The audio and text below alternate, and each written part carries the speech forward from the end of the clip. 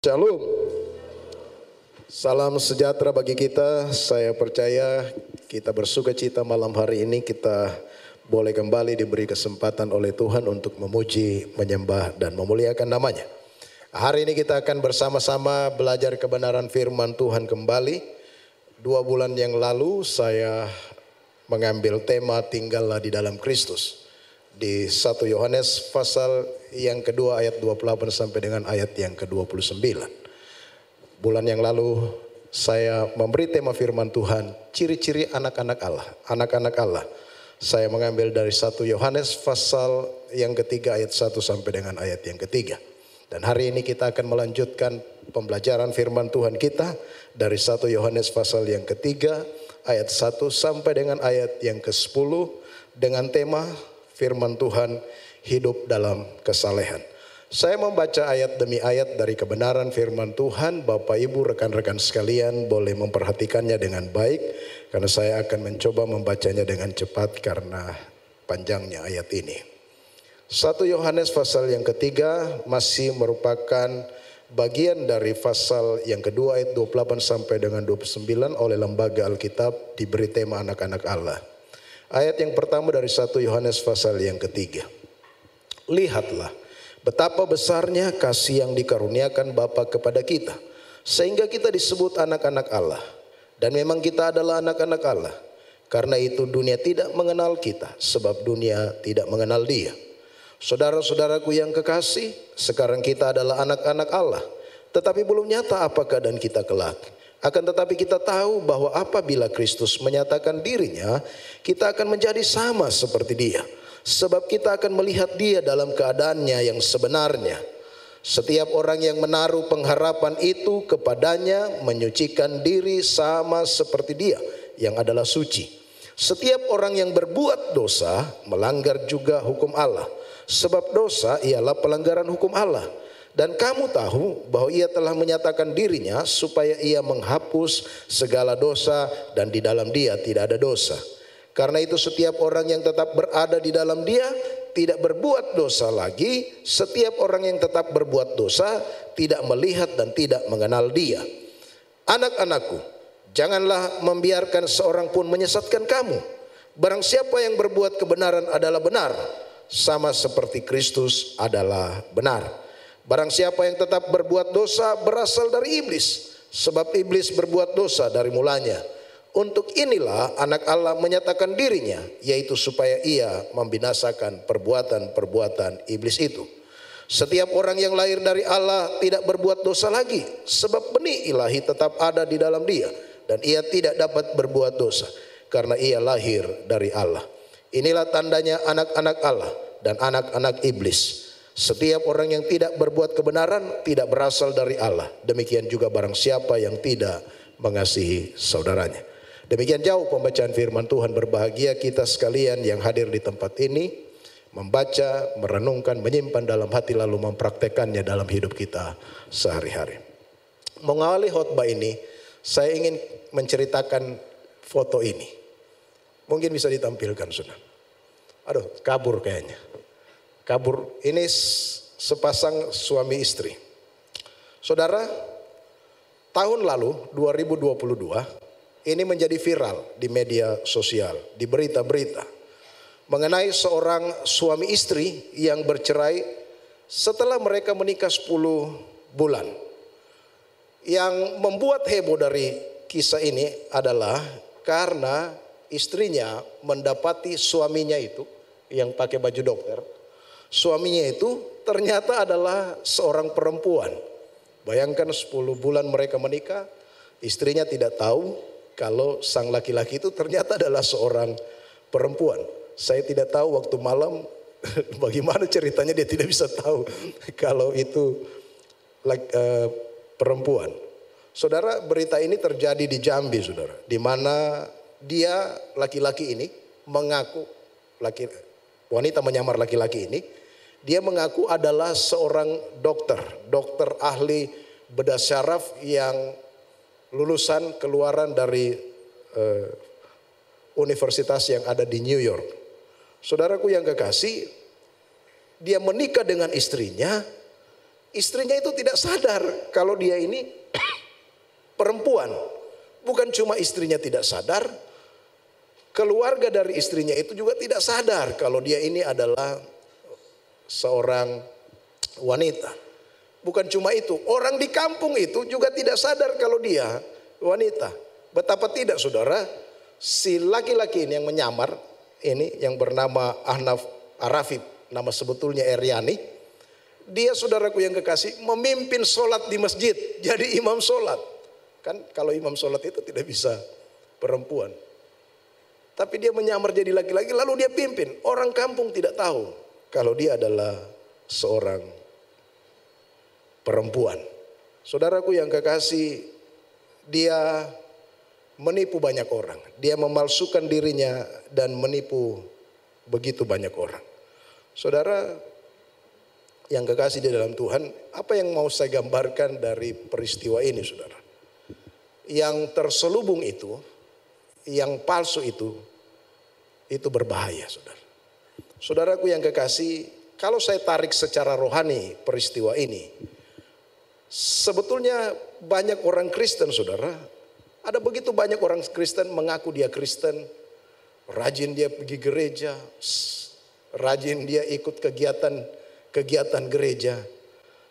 Kelihatannya dia hebat, tapi ternyata dia bukan Kristen sejati. Saya punya pengalaman saudara. Saya tidak menjelekkan orang, tidak ada maksud itu dan menceritakan jadi khotbah ini. Satu kali saya ikut sebuah acara yang digagas oleh sebuah gereja dengan sebuah yayasan Wahana Visi di Marygrove. Saya kira mungkin ada teman-teman di sini yang ikut acara itu, yang menampilkan seorang penyanyi rohani namanya Sidney Mohede. Oh, banyak sekali orang datang. Lalu saya waktu datang duduk paling belakang dengan istri, dan saya melihat satu sosok di depan saya, kurang lebih jarak 4-5 kursi di depan. Sepertinya saya kenal. Saya menduga pertama, saya kira itu adalah ketua BPD kami. Ketua BPD gereja kami, Gereja Bethel Indonesia. Mantan ketua BPD. Tapi lama-lama saya perhatikan ternyata bukan saudara. Saya perhatikan, ternyata ibu ini dan suaminya. Ibu ini dan suaminya punya hubungan bisnis dengan saya. Hubungan bisnis. Saya peternak babi, dia membeli babi saya. Jadi dia bilang sama saya ambil dulu babi, nanti setelah saya olah babi ini dan kemudian dapat hasil saya bayar. Oke, tidak apa-apa. Lalu dia beli babi saya dan kami berjalan dengan bagus beberapa waktu. Tapi satu saat saya tidak tahu dengan alasan apa, dia tidak membayar utangnya pada saya. Dia sudah ambil babi tapi babi itu tidak terbayar. Saya sudah telepon, saya sudah WA berbulan-bulan. Saya suruh karena sangat berarti bagi saya uang itu untuk membeli. Tidak banyak mungkin bagi Bapak Ibu, hanya 1.900.000 lebih. Tapi bagi saya itu sangat berarti, harus beli pakan ternak dan sebagainya. Waktu saya lihat dia memuji Tuhan di acara itu, oh dia luar biasa memuji Tuhan. Dia angkat tangan, dia tepuk tangan melompat-melompat. Dalam hati saya, aduh. Jadi batu sandungan bagi saya. Saudara, banyak orang Kristen seperti itu. Kelihatannya, tetapi sejatinya dia adalah orang Kristen palsu. Rasul Yohanes, dia melihat kehidupan orang-orang Kristen yang menerima surat 1 Yohanes ini. Dia mendapati ada orang-orang Kristen yang sejati. Yang kemudian disebutkan di sana adalah anak-anak Allah. Tapi saudaraku yang kekasih, Yohanes ini juga, Rasul Yohanes menemukan ada orang-orang Kristen palsu. Yang disebutkan pada bagian yang kita baca di ayat 10 adalah anak-anak iblis. Anak-anak Allah atau orang Kristen itu sejatinya terlihat dari kehidupannya yang saleh. Yang mereka hidup itu hidup dalam kebenaran. Hidup tidak dalam dosa. Walaupun memang kemungkinan kita bisa jatuh dalam dosa. Tapi tidak hidup dalam dosa. Saudara-saudaraku yang kekasih, orang-orang Kristen sejati, dia mengasihi orang lain. Mengasihi saudara-saudara seiman. Saudara, kemarin kami di SMK diajar tentang materi bersaksi. Kesaksian saudara. Saudara, banyak orang menganggap Injil itu hanya sebuah konsep tentang kata-kata, menyampaikan sebuah kata-kata. Tidak, saudaraku yang kasih. Berita yang disampaikan harus sejalan dengan tindakan, saudara. Jadi konsep Injil itu, saudara, tidak abstrak. Konsep Injil itu harus terjadi dalam tindakan. Itulah kekuatan Injil. Makanya dibilang aku percaya karena Injil itu punya kekuatan. Saudara-saudaraku yang kekasih di dalam Tuhan.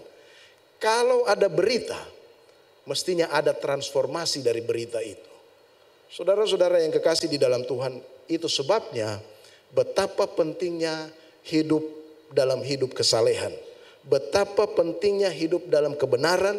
Kenapa, saudara? Karena itu upaya kita sebagai orang percaya untuk menjangkau orang lain dengan kasih Kristus. Dalam banyak kasus, saudara, kesalehan berbicara lebih kuat daripada pemberitaan. Saya ulangi, dalam banyak kasus kesalehan itu berbicara lebih kuat daripada pemberitaan. Bukti konkret tentang Injil yang mengubahkan seringkali lebih meyakinkan daripada bukti teologis tentang kebenaran Injil.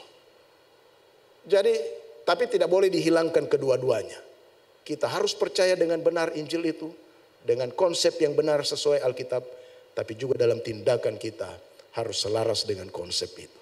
Saudaraku yang kekasih, dalam pembacaan kita dari Yohanes pasal yang ketiga ini, 1 Yohanes pasal 3 ayat 1 sampai dengan ayat yang ke-10 ini, kita menemukan sebuah berita di sana bahwa orang Kristen yang sejati itu punya alasan yang kuat, memiliki alasan yang kuat dan benar untuk hidup dalam kesalehan, hidup dalam kebenaran, mengasihi saudara-saudara yang seiman.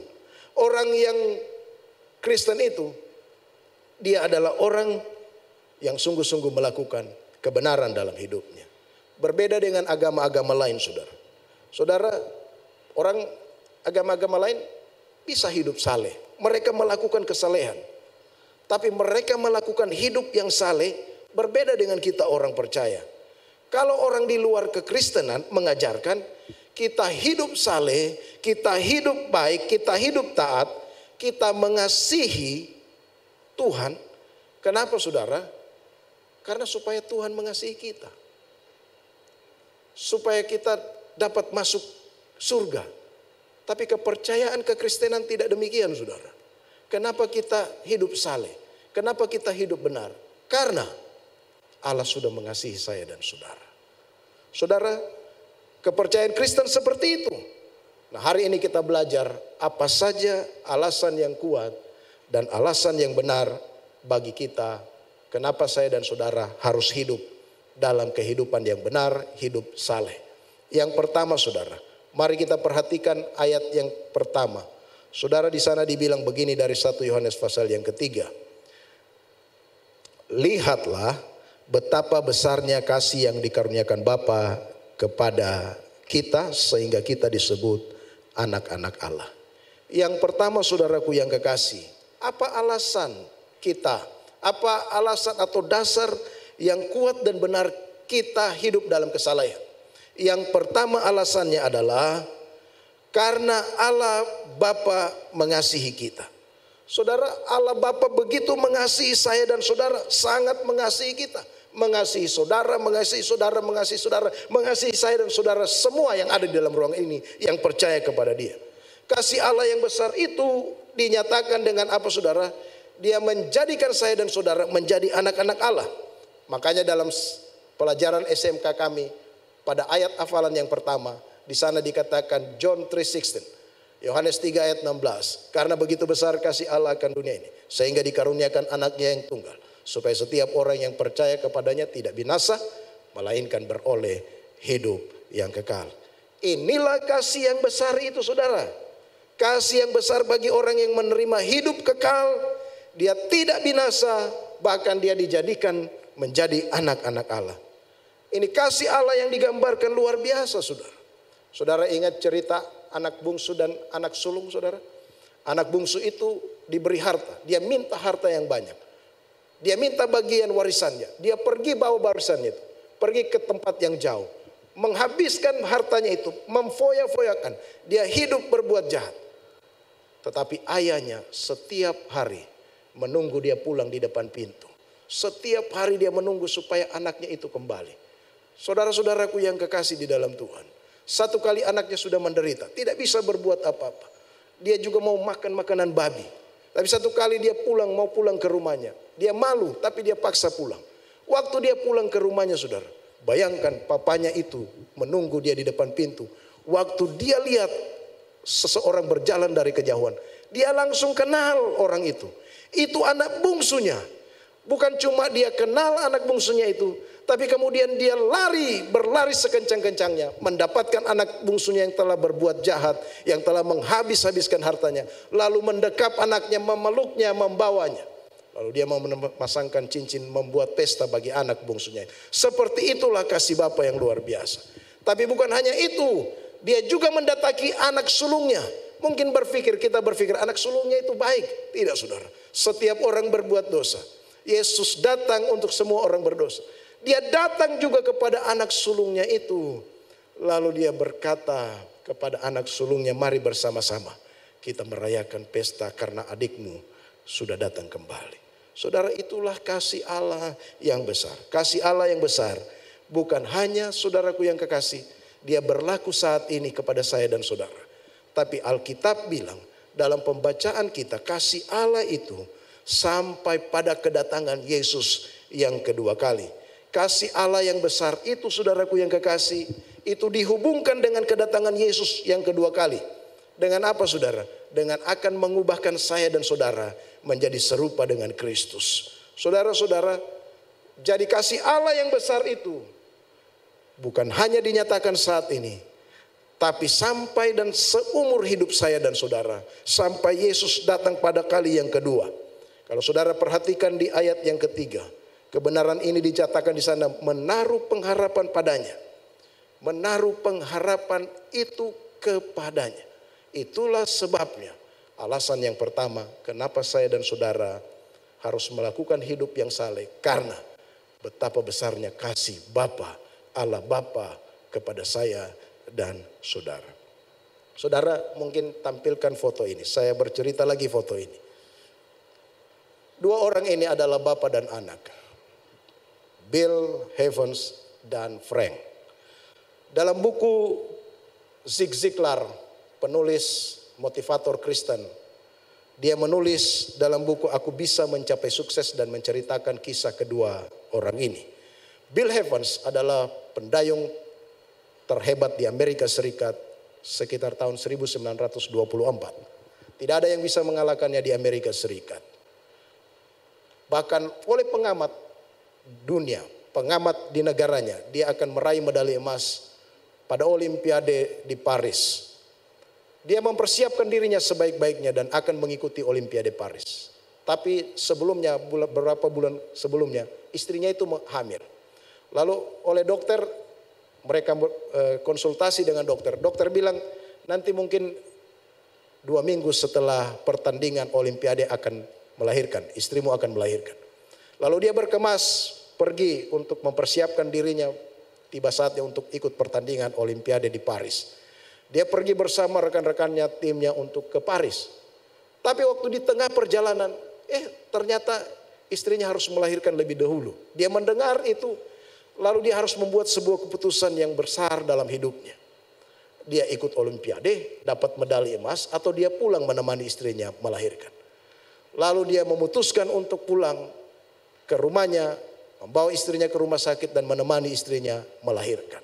Mungkin bagi orang lain itu bodoh, tapi itu adalah bentuk cinta kasihnya kepada istrinya.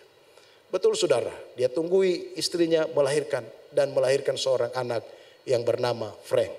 Waktu Frank bertumbuh dari anak-anak remaja ke dewasa, mamanya selalu cerita kepada Frank, papamu itu mengasihi kamu.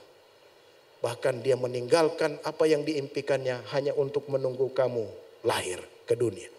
Selalu itu diceritakan kepada Frank. Dan Frank terekam dalam hidupnya betapa papanya ini mengasihi dia.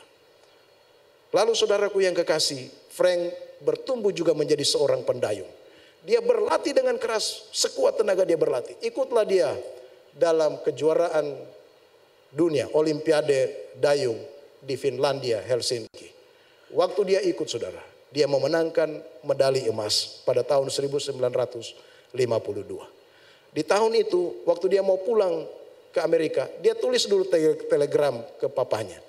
Lalu dia bilang kepada papanya, "Pak, ayah, saya berterima kasih karena ayah telah menunggu kelahiran saya. Saya akan membawa pulang medali emas yang seharusnya ayah menangkan dari anakmu, Frank." Saudaraku yang kekasih, Frank anaknya itu melatih dirinya sekuat tenaga. Dia mempersiapkan dirinya dengan baik. Kenapa saudara? Untuk menghargai kasih Allah, kasih Bapaknya yang begitu besar kepada dia. Apa yang dapat kita tarik dari kisah ini saudara? Seperti itulah kasih Allah Bapa bagi saya dan saudara. Bapa Surgawi mengasihi kita begitu luar biasa di dalam Yesus Kristus. Kasihnya yang sangat besar seharusnya itu menjadi alasan bagi kita semua yang ada di tempat ini. Alasan yang kuat, alasan yang benar kenapa kita harus hidup dalam kekudusan, hidup dalam kesalehan, hidup suci dan benar. Itu yang pertama yang dapat kita pelajari dari kebenaran firman Tuhan malam hari ini. Yang kedua, alasan yang kuat dan benar untuk saya dan saudara dapat hidup dalam kesalehan. Alasan yang berbeda dengan dunia ini saudara adalah bukan hanya karena Allah Bapa yang kita kenal dalam Tuhan Yesus Kristus sangat mengasihi kita semua yang ada di tempat ini. Tetapi alasan yang kedua adalah karena Yesus mati bagi kita. Coba kita perhatikan di ayat 4 sampai dengan ayat yang ke-8. Dari ayat 4 sampai dengan ayat 8 ini, kita akan menemukan di sana ada dua kalimat yang perlu saya dan saudara perhatikan.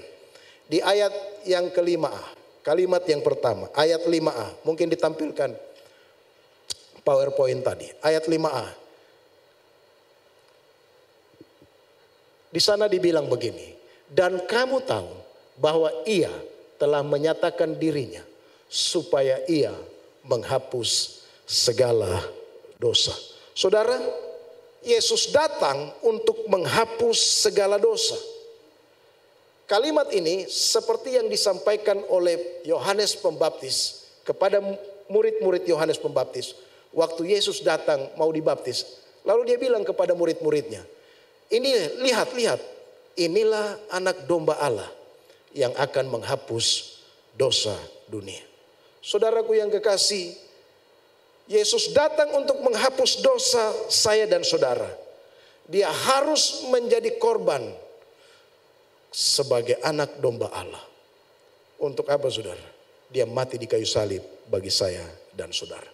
Kalau kita melihat di ayat yang keempat, saya baca kembali ayat 4 bagi kita sekalian. Setiap orang yang berbuat dosa melanggar juga hukum Allah, sebab dosa ialah pelanggaran hukum Allah. Saudara, konteks di ayat 4 ini berbicara tentang dosa. Apa yang dimaksud dosa?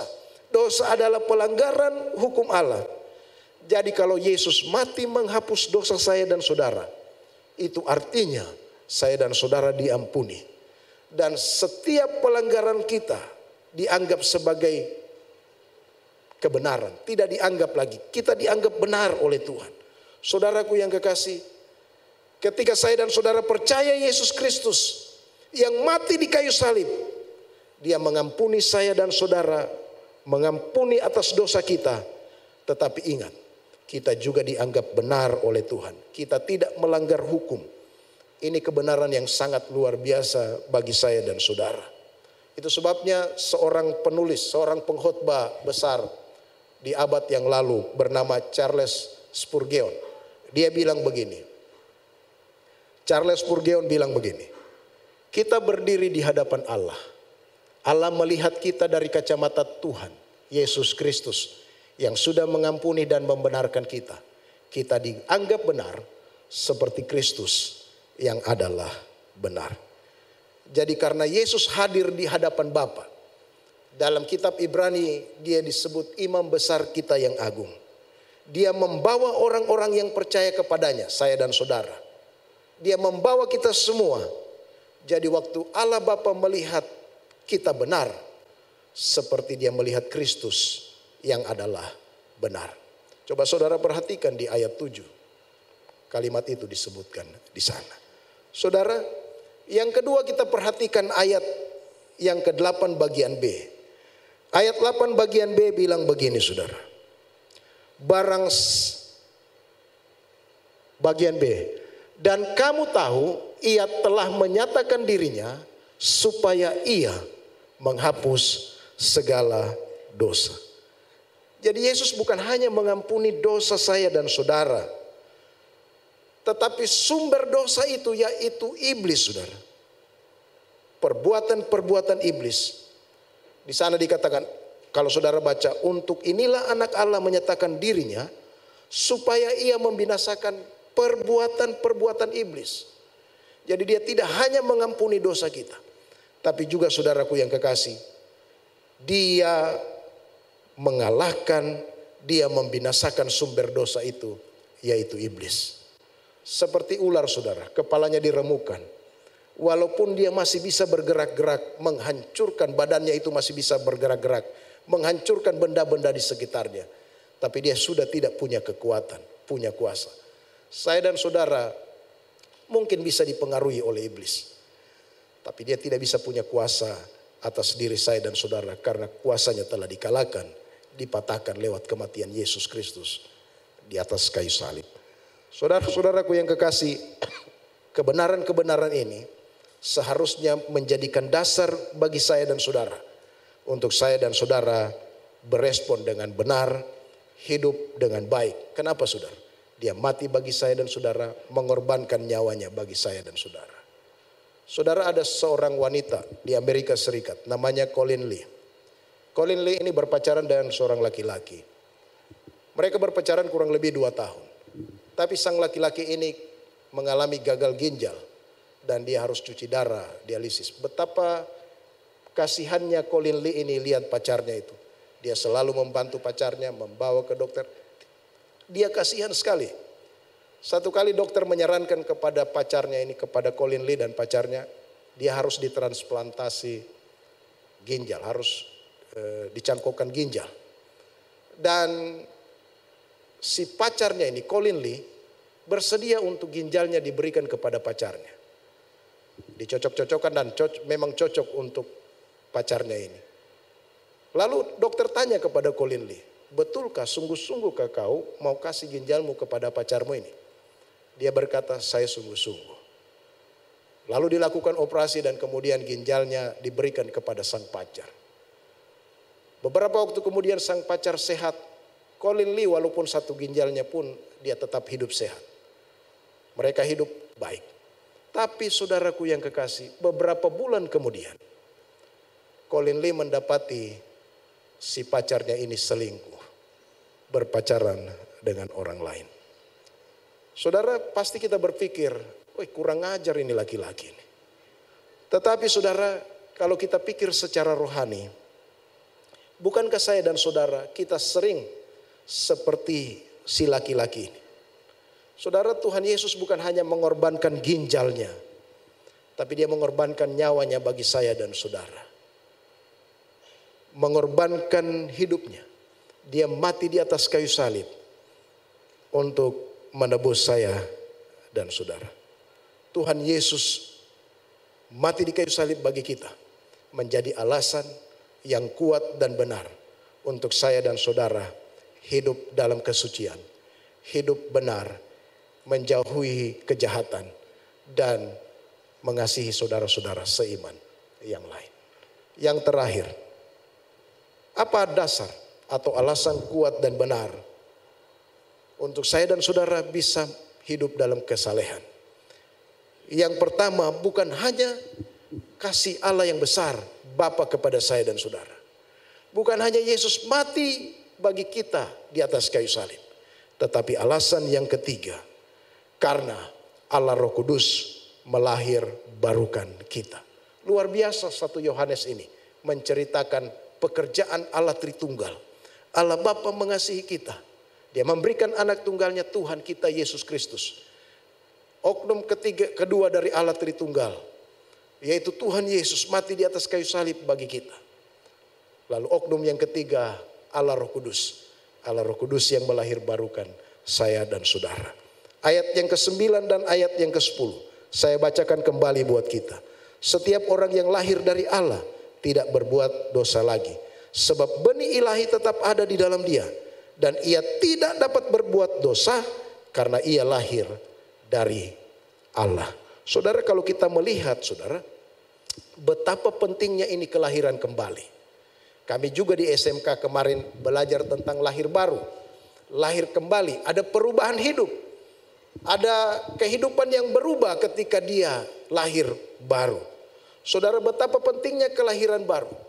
Charles Spurgeon bilang begini, pertanyaan penting yang perlu kita pikirkan, pertanyaan penting yang perlu kita pikirkan bukan kamu anggota gereja mana.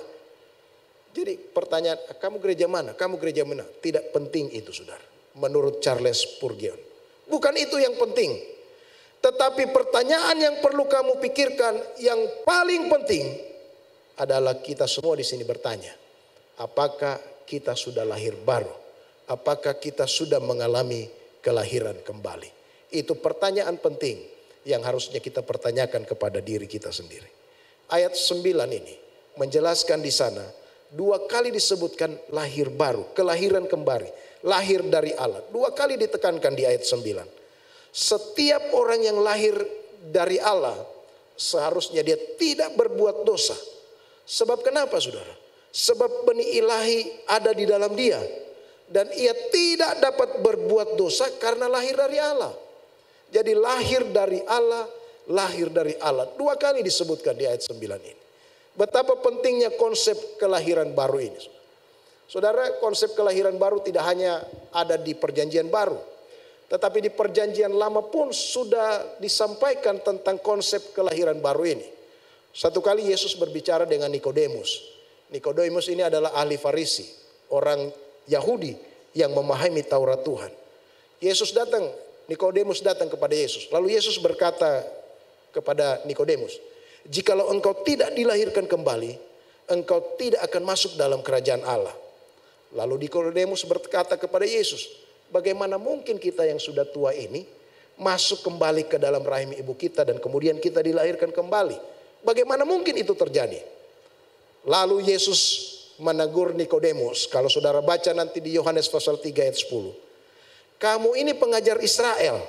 Kamu tidak mengerti tentang konsep kelahiran kembali. Sana, engkau adalah pengajar Israel dan engkau tidak mengerti hal-hal itu. Jadi konsep kelahiran kembali ini sebetulnya sudah ada di perjanjian lama.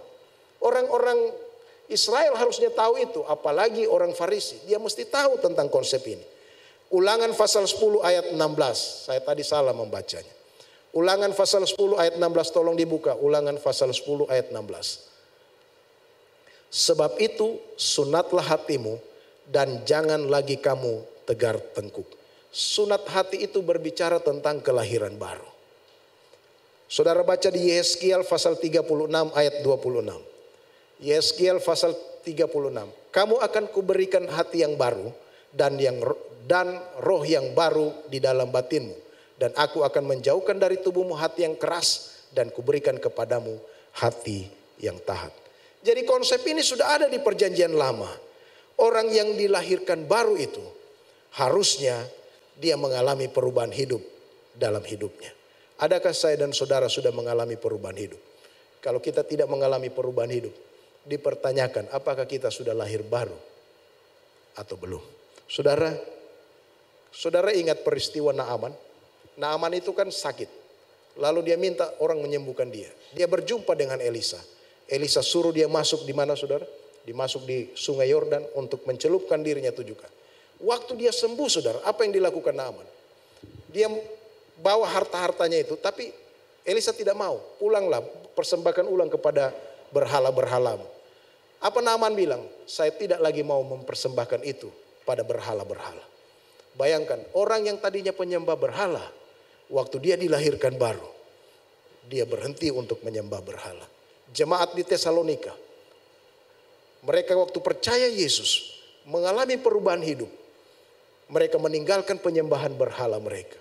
Paulus, seorang yang jahat, seorang yang menganiaya orang Kristen. Tapi waktu dia berjumpa dengan Yesus, dia mengalami kelahiran baru. Hidupnya berubah. Saudaraku yang kekasih, saya dan saudara dipanggil untuk hidup yang berubah. Kita dilahir barukan oleh Tuhan. Kita dilahir kembalikan. Itu sebabnya saya dan saudara harus berespon dengan benar. Saya tutup dengan sebuah kesaksian dari seorang pendeta tentang seorang pengusaha. Pengusaha ini bersaksi pada pendeta itu. Dia bercerita, saya orang ateis, tidak percaya pada Tuhan. Saya berpikir kalau saya dapat berkat itu karena usaha saya, bukan berkat dari Tuhan. Jadi tidak ada itu berkat dari Tuhan. Saya kerja keras, saya dapat berkat. Bukan dari Tuhan. Lalu dia dapat informasi bahwa di Aceh itu kalau buka bisnis di sana akan bisa untung banyak. Betul, dia pergi ke Aceh, saudara. Dia buka usaha apa di sana? Usaha jual beli hasil bumi. Tidak hanya itu, dia jadi kontraktor. Dia bikin jalan-jalan, saudara. Dia sukses, banyak uang di sana. Tapi satu kali dia ditangkap oleh GAM, Tentara Gerakan Aceh Merdeka. Lalu kemudian hartanya disita. Dia dianiaya, dia dipukul. Lalu dia diancam, saudara. Dia merasa hidupnya akan mati. Dia putus asa, saudara. Lalu dia berdoa kepada Tuhan. Kalau benar-benar engkau ada, tolong selamatkan saya. Betul, saudara, 3 hari kemudian dia diselamatkan. Istrinya lapor ke polisi, lalu polisi bernegosiasi dengan Tentara Gerakan Aceh Merdeka dan dia dilepaskan. Dia hidup kembali. Dan beberapa waktu kemudian temannya mengajak dia ke gereja. Di gereja dia terima Tuhan Yesus. Hidupnya berubah. Dan kemudian dia pergi ke Amerika Serikat, tinggal di Amerika Serikat. Dan di sana, saudara, dia masuk di sebuah gereja. Dia melayani di gereja itu. Dia mendukung pekerjaan Tuhan dengan luar biasa di gereja itu. Tapi bukan hanya itu. Pekerjaan remeh-temeh di gereja itu pun dia lakukan. Dia mengepel gereja itu. Dia membantu mengangkat makanan kalau ada acara makan-makan di gereja itu. Dia melakukan hal-hal yang sebetulnya mungkin malu bagi orang lain. Tapi karena dia merasa bahwa dia sudah lahir baru, ada perubahan hidup dalam hidupnya. Maukah rekan-rekan sekalian, kita semua dilahir barukan oleh Kristus. Saya percaya orang yang lahir baru pasti hidupnya berubah.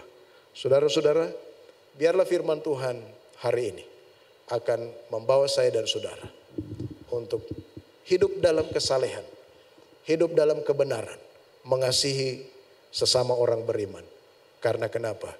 Karena Allah Bapa sudah mengasihi kita. Karena Yesus mati bagi kita di atas kayu salib, menebus saya dan saudara. Dan yang ketiga, karena Allah Roh Kudus melahirbarukan kita semua.